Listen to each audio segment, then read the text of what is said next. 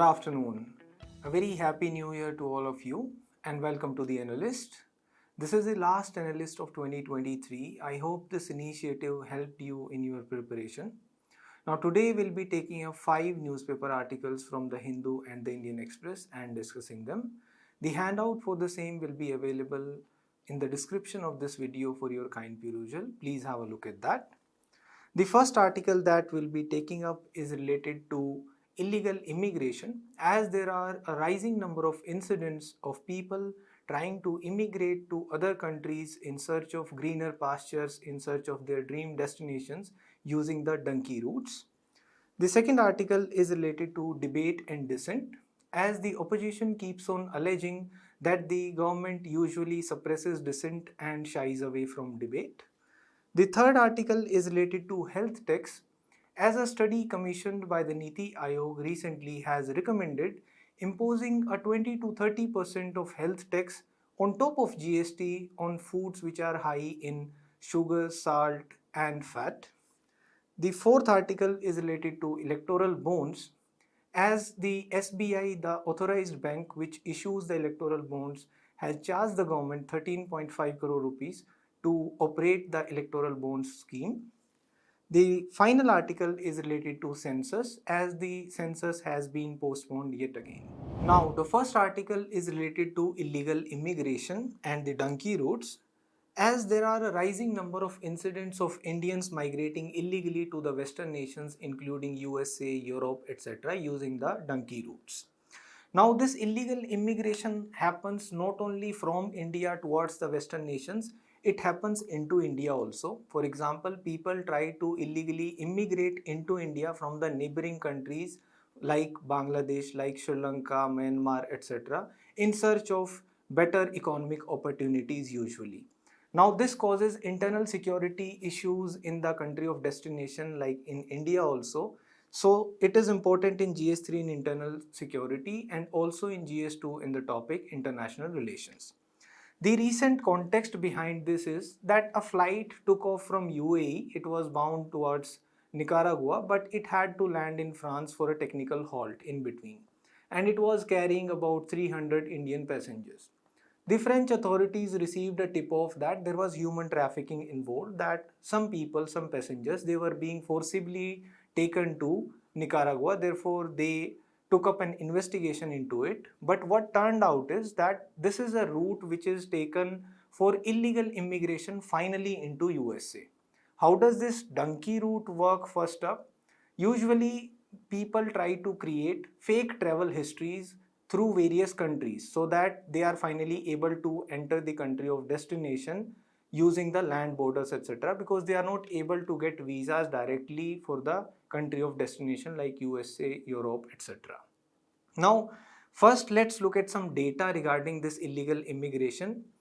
India serves like the 5th biggest source of illegal immigrants in USA. The other 4 countries are Mexico, Guatemala, El Salvador and Honduras. And within India, Punjab is the biggest place of origin. The other states include Haryana, UP, Himachal Pradesh, etc. Now, how does this work? What is the modus operandi of the agent sending young people through the donkey routes? They usually lure young people by telling them, we will send you to USA, Europe, etc. through education visas. And once the payment is made, they are told that the application has been rejected, and then they are given the idea of the donkey route. That is, they will be sent ultimately to USA, Europe, etc., but through other countries, and they are charged a huge amount of 20-30 lakhs, etc. Usually they are sent through various countries, ultimately ending up in Central American countries like Nicaragua. From there they travel using the land route, by walking through forests, etc., and entering into US illegally through the land borders, which is causing a concern. Likewise, in Europe also, they try to enter through Serbia. Serbia used to offer a visa-free travel regime to Indians and to people from various countries. And ultimately, they crossed over from Serbia to Austria, Hungary, Romania, etc. And finally, ending up in France, Italy, their dream destination. And this number of Indians trying to illegally immigrate into USA, Europe, etc., this has been rising consistently, as can be seen in the graph. Now, there are some concerns for India also that we will be focusing upon first. That what will be the concerns if illegal immigrants are entering into India, particularly from porous borders, for example, from Bangladesh. How it is important. This will cause a threat to the national security. Because illegal immigrants, whether they are coming from Bangladesh or from Myanmar in the form of Rohingyas, they usually end up disrupting the local demography, and it becomes a threat to the national security also. There is a fight for resources because the resources are limited, and there will be a clash of the refugees with the interests of the local population, and it may lead to a rise of militancy also. For example, sometimes there are attacks against certain linguistic or religious communities because they are perceived like illegal immigrants in India also. And subsequently, it leads to radicalization in those religious and linguistic communities, which further leads to political instability also. And it even leads to human trafficking. For example, through the porous borders with Bangladesh, Bangladeshi women are also trafficked into India and ultimately pushed into prostitution, sex trade, etc.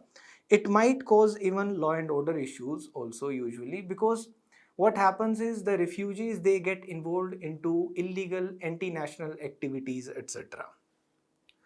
Now, what is the legal framework to prevent illegal immigration in India? We have a Passport Entry into India Act 1920. This act empowers the government to remove any person who is not in the possession of a passport, who is entering into India illegally. For entering into India, there is a requirement that the person should possess a valid passport. If he is not having that, he can be removed from India. There is a Foreigners Act also 1946. As per this act, the government is empowered to even use force also to remove people who are trying to illegally immigrate into India. And the burden of proof that the person is not an illegal immigrant lies upon the person who has been accused of being an illegal immigrant as per the Foreigners Act. It does not lie upon the authorities. And the government is also empowered to establish tribunals. These tribunals will adjudicate upon the legality of the status of the immigrants coming so into India, and they have the powers of a civil court. There is a registration of the Foreigners Act 1939 also. As per this act, it is mandatory for any person who is entering into India on a long-term visa to register with a registration officer. Long-term visa means that any person who is entering and intending to stay for more than 180 days, he or she has to get himself registered within 14 days of arrival into India. And in case of Pakistani nationals, they have to get themselves registered with the registration officers within 24 hours of their arrival into India, irrespective of the duration of the stay.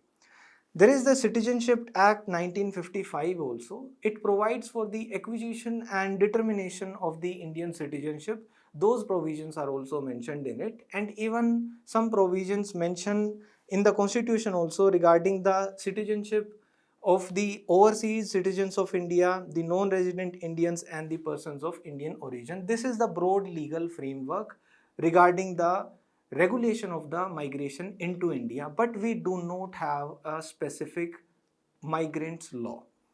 Now, what are the solutions for this problem of illegal immigration in the context of India? We can recommend having a national refugee law. For example, we do not have a national refugee law. Such a legislation will ultimately help in regulating this menace of illegal immigrants. Earlier, it was proposed by the UNHCR also, which set up an eminent persons group to recommend a model refugee law for the South Asian countries. Likewise, an asylum bill 2015 was also suggested by Shashi Tharoor earlier, but they have not been implemented, they have not been considered, because there are concerns that they have the focus upon the rights and privileges of the illegal immigrants rather than focusing upon the national security. So ultimately, to consider the national security, etc., we can bring in our own national refugee law also to distinguish between the illegal immigrants and the genuine immigrants who are seeking a refugee status, because people who are facing persecution in their countries of origin, they should be granted refugee status. Although India is not a party to either the 1951 Convention of Refugees or the 1967 protocol to it, but we can bring in our own national refugee law at least, so that there is a regulatory mechanism, and we can consider having such areas. For example, Jammu and Kashmir, there it is a sensitive area where refugees may not be allowed to go. So such considerations for national security can also be considered and implemented within the national refugee law. We can consider forging a bilateral agreement with Bangladesh, because mostly the illegal immigrants are coming from Bangladesh. We have a 4,000 kilometer long border with Bangladesh. 1,000 kilometer of it is riverine. It is a porous border. So it is very difficult to check it. So having a bilateral agreement will go a long way, so that we can have a joint verification mechanism. We can issue maybe work permits, because there are a lot of people who are trying to enter into India in search of economic opportunities. We can explore having a SARC convention or declaration on refugees, because we are not a party to the 1951 convention or the 67 protocol. We can at least sign and ratify it by recording our considerations, by recording our hesitations regarding some clauses in the convention or the protocol of 67, as is done by the Latin American countries also in the form of Cartagena Protocol, Cartagena Convention on Refugees. We can explore stepping up of detection, verification and repatriation of the illegal immigrants into Bangladesh. Although it is difficult, because the immigrants who are coming in particularly from Bangladesh, it is difficult to distinguish them, because the accent, dialect, etc., they are very similar to the people belonging to the state of West Bengal in India also. So we can explore maybe voluntary registration, and this can be promoted by giving them incentives and disincentives as well. Incentives in the form of maybe giving work permits if the people who are illegally entering, they voluntarily register themselves, or granting them refugee status. Such incentives can be provided, or disincentives in the form of penal framework. We can explore expediting the NPR, National Population Register, and the National Register of Citizens, and a comprehensive biometric database may also be set up. We can try deterring the migration at the source itself, because usually the illegal immigrants, they are searching for economic opportunities and work. They are searching for better standard of living and quality of life. For that, we can explore providing financial assistance to Bangladesh to help improve its economy, or maybe financial and technical assistance for Bangladesh to set up a unique identification system like Indian Aadhaar. Or we can search for the international cooperation through the organizations like United Nations Human Rights Commission or the International Organization on Migration. Therefore, this issue of illegal immigration has to be dealt with holistically. The next article is related to debate and dissent. The context behind it is that the opposition usually keeps on alleging that the government suppresses dissent and keeps on shying away from debate, and it's a top-down communication only. This is important in GS2 in the topic governance, and it can be used in GS4 ethics also. Now, first up, what is the significance of debate and dissent? It is essential for the healthy functioning of a democracy. A dissenting mind is usually a thinking mind. Even the Indian Constitution also promotes the ideals of debate and dissent. For example, Article 19, Subclause 1, Subclause A guarantees the right to freedom of speech and expression. Likewise, the preamble promises the liberty of thought, faith, belief, worship, etc. And the citizens can act like the watchdogs. They can criticize the government, they can hold the government accountable through debate, dissent, etc. And they can provide feedback to the government through constructive criticism. And the democracy should be a representative democracy. We implement the first past the post system while electing our representatives. To become an MP or MLA, you don't need to secure even 51% of the votes which are polled in a constituency. And there the voice of the people who did not vote for you, that will not be heard. And therefore a school of thought even says that majoritarianism can act like even an antithesis of democracy, because the voice of the minority, the people who did not vote for the person who won, they will not be heard. Therefore, it is necessary to encourage debate and dissent. It will provide like a safety wall. It will provide the necessary voice to the oppressed, to the marginalized sections, to the minority, etc. And plus, the government can always use force to suppress if the protest or the debate turns violent. The violence can always be suppressed using force. And it is serving like a cornerstone of a constitutional democracy. The words of Tagore sum up the significance of debate or free ideas nicely.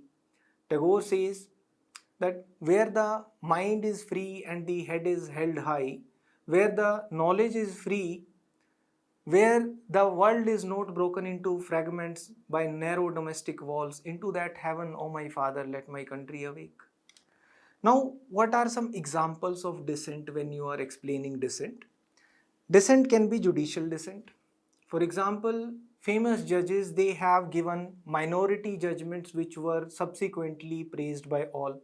For example, Justice H.R. Khanna in the ADM Jabalpur case observed that right to life and personal liberty should be construed liberally, not literally, and he upheld that right, observing that the preventive detention laws, by detaining someone without trial, they are violating the right to life and personal liberty.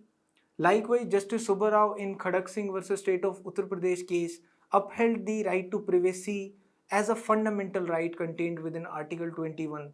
That was long before the Puttaswamy judgment, where the Supreme Court finally observed and acknowledged that right to privacy should also be treated like a fundamental right under Article 21.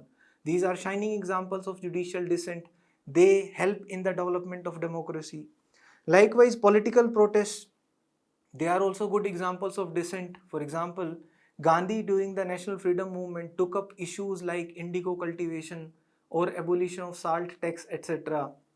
Religious dissent, that Buddhism took birth because of Siddhartha Gautam, that was a form of dissent. Guru Nanak gave birth to Sikhism after dissent.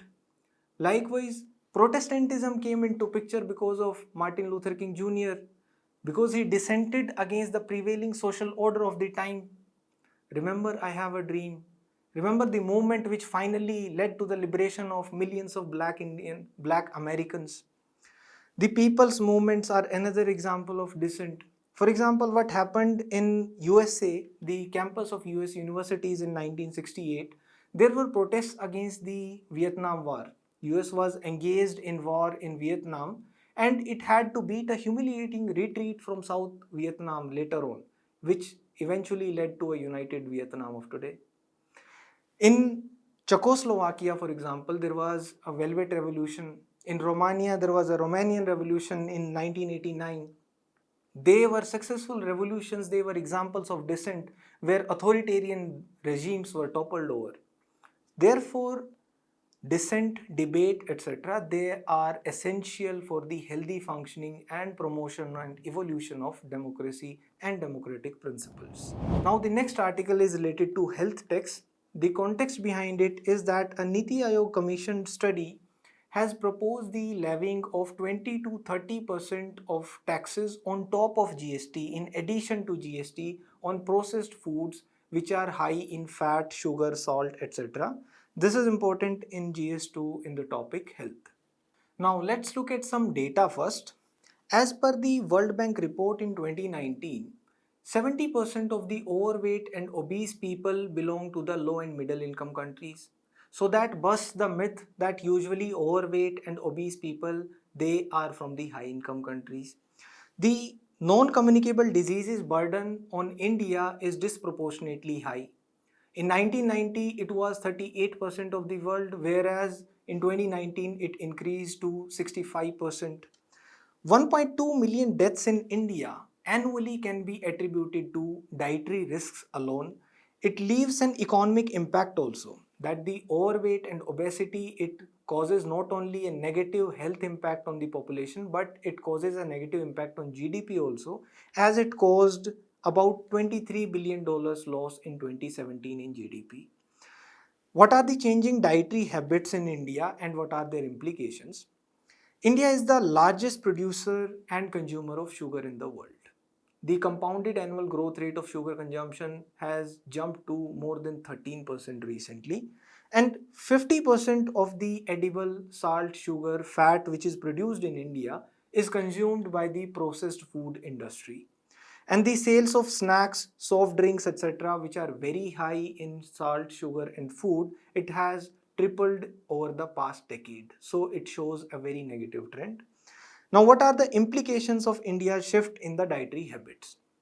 One, it leads to chronic health conditions. For example, diabetes, for example, obesity. It leads to escalation of healthcare costs. The out-of-pocket expenditure of the patients, it keeps on increasing. The health insurance cost also keeps on increasing. And it leaves an impact on the productivity and economic growth of the nation too. Now, what are the efforts which are taken by India and by various countries to curb this menace? One is fiscal measures are being explored, that we can impose higher taxes on the foods which have poor nutritional content, that the taxation should be dependent upon the nutrition content of the food. Higher the nutrition content, lower the tax rates. Lower the nutrition content, higher the tax rates. For example, Colombia came up with a junk food law whereby the junk food is taxed higher. There was a fat tax also which was imposed in the Indian state of Kerala. This was imposed in 2015 or 16. Later on, it was subsumed under GST itself. Therefore, there is a need for a comprehensive high tax on foods which are high in salt, sugar, and fat. Why? Because the market has failed in curbing this poor nutritional content and promoting foods which are high in fat, sugar, and salt, and it is causing negative externalities in the form of health as well as economic costs. Plus, we can save additional societal costs and spending also. For example, by controlling diabetes and obesity, it will support the public health insurance programs like Ayushman Bharat. It will help the consumers also in understanding better and making better dietary choices, because clearly where higher tax is imposed, those foods will become costly also, and it will be a clear indication for the consumers also that this food is not good, because usually they are influenced by aggressive marketing. The inconsistencies and limited impact of GST will also be hidden if we have a comprehensive taxation regime on such foods, because the GST does not adequately consider the nutritional content while imposing the tax rates. Now, what can be the way forward for it? We can apply a non-regressive and a fiscally neutral approach. We shouldn't have the motive of generating revenue when we are imposing higher taxes on the foods which are having poor nutritional content, poor nutritional value. Rather, we can use it to subsidize those foods which are having a higher nutritional value. Plus, it should not be disproportionately affecting any particular group, so that the industries are also encouraged to process more foods which are having better nutritional content, and the consumers are also encouraged to consume more food that is having better nutritional value. We can have a differentiated tax rates mechanism depending upon the nutritional quality, like we discussed, and we should view it like a public health imperative rather than a revenue generating source. We can combine it with other measures, for example, promoting nutrition literacy, for example, effective food labeling, etc. Now, the next article is related to electoral bonds. The context behind it is that the SBI, which is authorized to issue electoral bonds, has charged 13.5 crore rupees from the government for operating the electoral bond scheme. This is important in the paper GS2 in Elections and Representation of Peoples Act. Now, what are electoral bonds first? Electoral bonds are like bearer instruments. They are like a bank note that anybody who is bearing it, the bank is bound to pay money to that, like a promissory note. And they can be donated to any eligible political party, and it can be purchased either digitally or through check. How does it work? They are issued by SBI in the multiples of 1000, 10,000, 1 lakh, 10 lakh or 1 crore, and they are available for purchase for 10 days at the beginning of every quarter, and they have a life of only 15 days. That is, after the purchase of the electoral bond, they can be encashed by the political party within 15 days, and the SBI is the only bank authorized to sell the electoral bonds. What are the eligibility? That only the political parties registered under the section 29A of the Representation of People's Act 1951 are eligible to accept electoral bonds, and they should have at least 1% of the votes which were polled during the last general elections of the parliament or the state legislative assemblies. They can be encashed only through a designated bank account with the authorized bank, that is SBI, and the political parties must disclose the amount to the election commission. But only the disclosure of amount is required, but otherwise it retains the anonymity, that is who donated it, that remains anonymous. Now, what is the controversy regarding the electoral bonds? Why they are questioned often? Because there is a lack of transparency, and they are against the idea of open governance. For example, after the RTI regime, the people should have a right to the information, they should be able to know, there should be transparency. But the electoral bonds, they can be donated anonymously, and the person who donated it may not be disclosed by the political parties. The political parties are also reluctant to be brought under the purview of the RTI Act, and it suggests a kind of a possible collusion between the state and the political parties also, because there is usually little pressure or no pressure from the side of the state or the government to bring the political parties under the purview of RTIs or to disclose the names of the people who donated in the form of electoral bonds. The stance of Election Commission of India has also been ambiguous. Initially, the Election Commission resisted the idea of electoral bonds, citing the anonymity, lack of transparency, etc. But later on, it changed its stance. And there is a confusing logic behind the secret transactions also. Ostensibly, the electoral bonds were brought in to bring in a sense of transparency, to eliminate the cash donations, that the cash donations which are higher in amount, they are no more allowed now. People are encouraged to donate through electoral bonds, but there the names disclosure is not mandatory. And the electoral bonds route is exploited like a loophole for availing tax benefits. That tax benefits can be availed by the people who are donating through the electoral bonds, and the political parties also get income tax exemption without even full disclosure of the funds utilization. Although the income tax regime is quite strict for in respect of various charity organizations, etc., that the funds which were collected for a particular purpose, they have to be used for that purpose only for claiming tax exemption, otherwise tax will be levied. But in the case of electoral bonds, it is not there. Now, what can be the way forward? We can suggest a periodic proprietary audit by CAG appointed firm. That is, if a political party is not able to spend the tax exempt income for the declared purpose, the party should be liable to pay the income tax. Or we can set the expenditure limit, that the candidates who are contesting elections, they should not be able to spend more than a certain amount of money while contesting elections. This will also check the political donations, and we can explore mandating the political parties to utilize the received funds on elections, or we can promote open donations. For example, what happens in the US, that the donations which are made to the political parties, they are done openly also, for example through the Political Actions Committee in the US. Recently, the Supreme Court, although it had its own reservations regarding the controversy surrounding the electoral bonds, but it refrained from staying or delegitimizing the electoral bonds. Rather, it encouraged the sealing of envelopes while providing information regarding the electoral bonds. Now, the next article is related to the census delay. The context behind it is that the census has been postponed again, and the deadline to freeze the administrative boundaries of districts, tehsils, towns, municipal bodies, and others for the census has been extended till June 30, 2024. Essentially, therefore, census will not be conducted before October next year. This is important in GS2, in parliament functioning, etc., because it has the power for it. Now, first let's talk about census. Census is the enumeration of the population.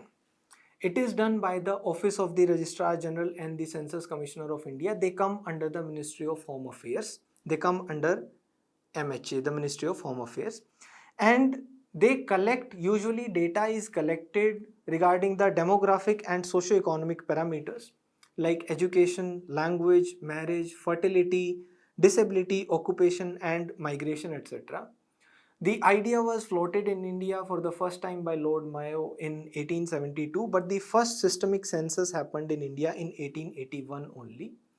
And the population census is contained in the Union list itself. It comes under the purview of the Union government under entry 69, and it is regulated by the provisions of Census Act 1948. The census 2021 is going to be the 15th census, and it will be conducted in two phases. That is, one phase will be the housing census and the other will be the population enumeration. The self-enumeration will be allowed for the first time, that the people can enumerate themselves in the census, and a mobile app will also be used for the data collection. What is the significance of census? The significance is that it contains the population data and characteristics and the housing amenities, etc. for each village. They are useful while formulating government schemes, while making sure that the schemes which are targeted for a particular segment of the population, they are implemented properly, while framing government programs and validating the estimates of sample surveys. Census is important, and the census is used for providing the reservation to SCs and STs in parliament, in state legislatures, as well as in the municipalities, elections, panchayati raj institutions, etc., because there is no other data usually which can be used to determine this reservation, and it is used for the delimitation of the constituencies also. And it can be used for reviewing the progress made in the past decade and monitoring the ongoing schemes, as well as planning for the future, essentially for the implementation of the government schemes effectively. Now, there is a National Population Register also. This is different from census. Let's talk about that too. The NPR is the register of usual residents of the country. Registration in NPR is mandatory for anybody who is residing in India as per the Citizenship, Registration of Citizens and Issue of National Identity Card Rules 2003. It includes both Indian citizens as well as a foreign citizen. The objective behind having an NPR is having a comprehensive identity database of every usual resident. Usual resident means that who has stayed in India for the previous 6 months or 6 months continuously, or intends to stay in India for the next 6 months continuously. He is supposed to register. That registration in NPR is mandatory. The first NPR was conducted in 2010, and the next NPR was planned to be conducted along with the census 2021, and these are conducted under the Rule 3 of the Citizenship Rules 2003, framed under the Citizenship Act 1955. NPR is different from NRC also. There is a National Register of Citizens too. NRC is a register containing details of Indian citizens, whether they are living in India or abroad. A list, a register of citizens, that is different from a national population register, that is a register of usual residents in India. Now, what are the implications of the delay in the census? One, it will lead to a non-availability of reliable data, and therefore the designing of government schemes and implementation may not be up to the mark, because the sample surveys which are usually conducted, they have their own limitations. The data may not be as accurate. It will lead to an ambiguity in granting reservations. That is, the reservations which are granted to SCs, STs, while reserving constituencies for elections, there will be ambiguity. And there is a dynamic rural-urban distribution also. For example, the area which came under the Bangalore municipality increased by almost 50% from 2001 to 2011, whereas the area which increased under the municipal corporations of Delhi and Mumbai, it increased by hardly 12% from 2001 to 2011. Therefore, the rural-urban distribution also varies. For that, census is important. And for enumerating COVID mortality, to determine the exact figure, how it will affect the age-sex pyramid also, and how many people actually died during COVID, for that census will be important. To identify the discrepancies in the PDS entitlement, census will be helping. Now, what can be the way forward to ensure that there are no delays in the conduct of census? We can make it a constitutional obligation. For example, what happens is in Japan, the constitution or the census law mandates a periodicity that within this much period a new census has to be conducted, and we can dissociate the census from the national population register. They are different. Thank you.